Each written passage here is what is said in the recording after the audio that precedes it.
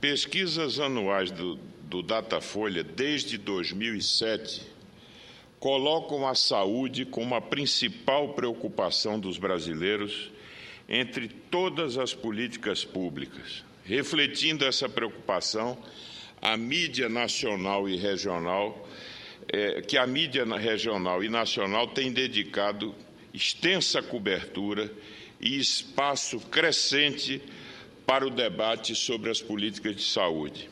No ano passado, após mais de uma década, o Senado regulamentou a Emenda Constitucional 29, aprovando níveis mínimos de gastos e critérios de definição dos dispêndios nessa área para a União, estados e municípios. Foi um passo importante para garantir um padrão mínimo de despesas focalizadas no setor, evitando a inclusão indevida na rubrica de outros tipos de gastos. Sabemos, no entanto, que todas essas medidas nem de longe esgotam nossos problemas. Infelizmente, ainda apenas tangenciam o drama que vivemos. É preciso reconhecer que o Brasil convive com uma agenda pendente na saúde. Essa é a área que talvez melhor explicite a contradição entre os ideais igualitários consagrados na Constituição de 88 e a imensa desigualdade que ainda percebemos no nosso país. Reconhecemos que a saúde é um direito de todos e dever do Estado, mas nossa prática foge a esse ideal consagrado na Carta Magna. Aos princípios de acesso universal e gratuidade, o Sistema Único de Saúde adotado no Brasil incorpora o da integralidade, ou seja, o de que todos têm direito ao melhor atendimento médico disponível.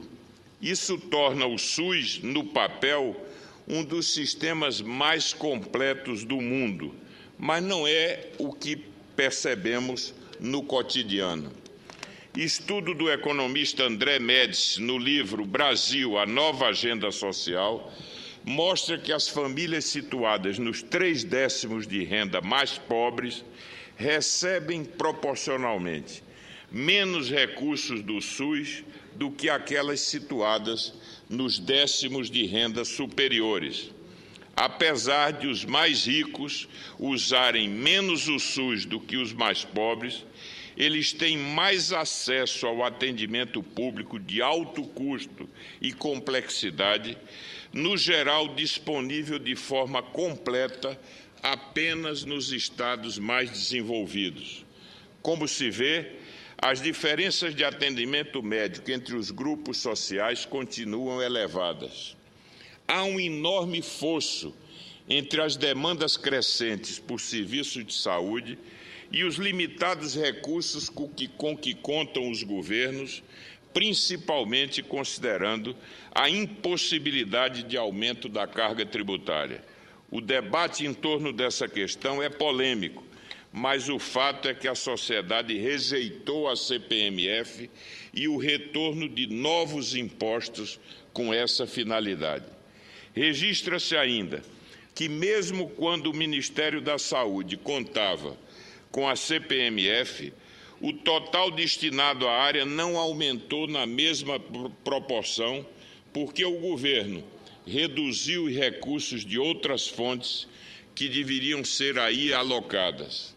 Comparações internacionais mostram que tanto o gasto total como o gasto público em saúde corresponde ao nível de renda do Brasil, assim como os resultados das políticas em termos de expectativa de vida, assim como os resultados das políticas em termos de expectativa de vida saudável. Esse reconhecimento mostra que devemos atacar nossos problemas na área em muitas outras frentes, que não apenas a do financiamento. Há disfunções de gestão e de focalização das políticas públicas.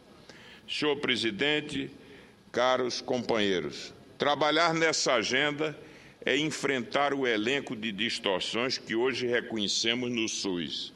Convivemos com deficiência de cobertura, quase 1/3 da população brasileira não faz nenhuma consulta anual.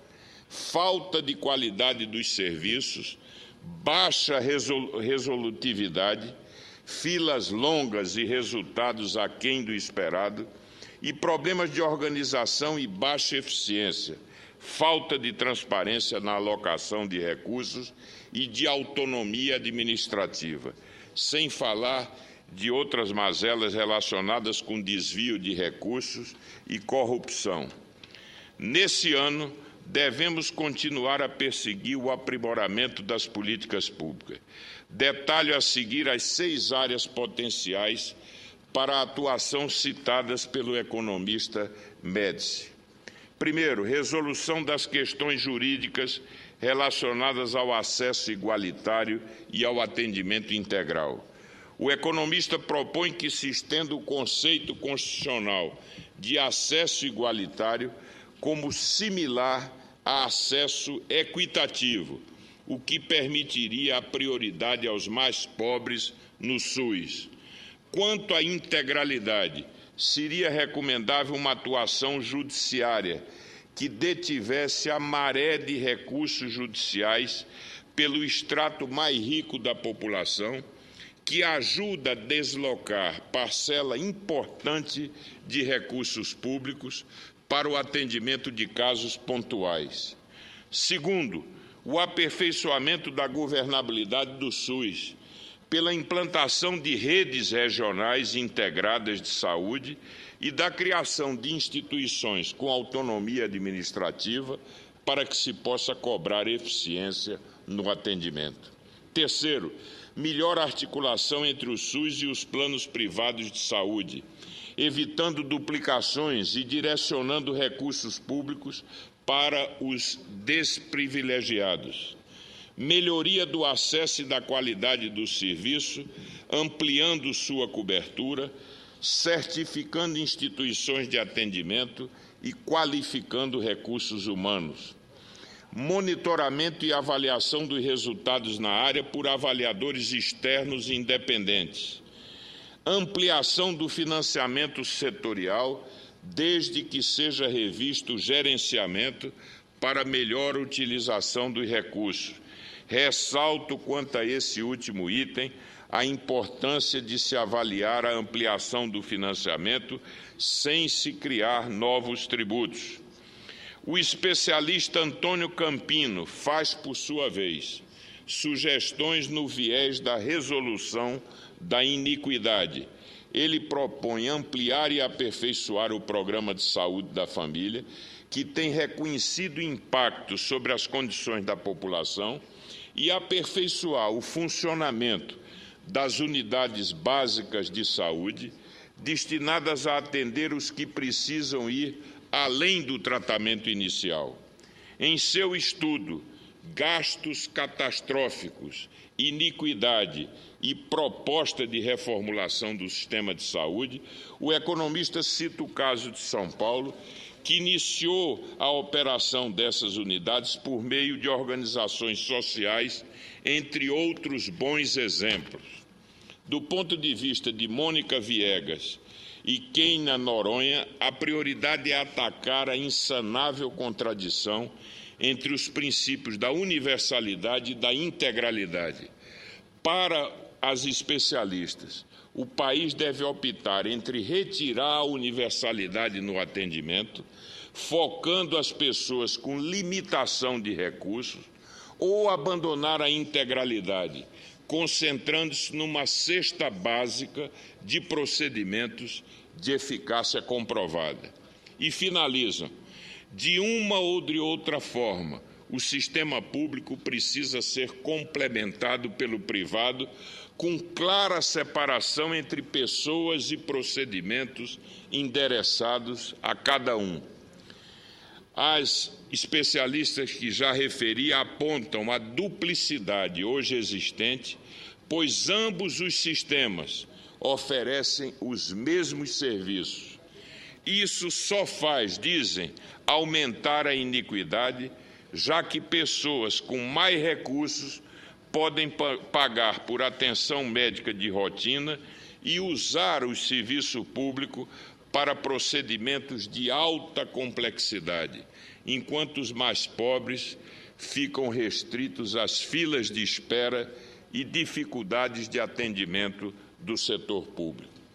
Em sua uma nota sobre o princípio da integralidade do SUS, elas sustentam que a separação correta entre os setores público e privado exigiria mexer nas deduções do imposto de renda de gastos de saúde de quem utiliza o sistema público, assim como cobrar dos planos de saúde privados o atendimento eventual que seus clientes recebem do setor público.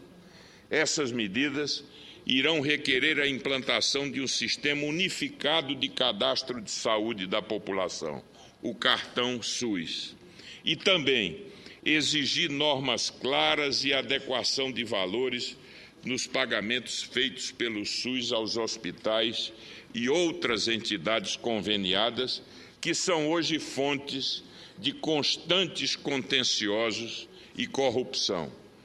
As ideias aqui apontadas mostram que são notórios e imensos os problemas, mas também amplo o cardápio de sugestões. O Senado deve tomar as reflexões desses especialistas como inspiração para debates oportunos que sinalizem à sociedade a preocupação em responder aos seus anseios. Precisamos caminhar no sentido de impulsionar essa agenda pendente. O que sabemos depende de muito esforço político. A sociedade reclama da oposição e governo que trabalhem juntos, sem preconceito e de forma cooperativa. Era esse o nosso pronunciamento. Eu agradeço, presidente, pela tolerância.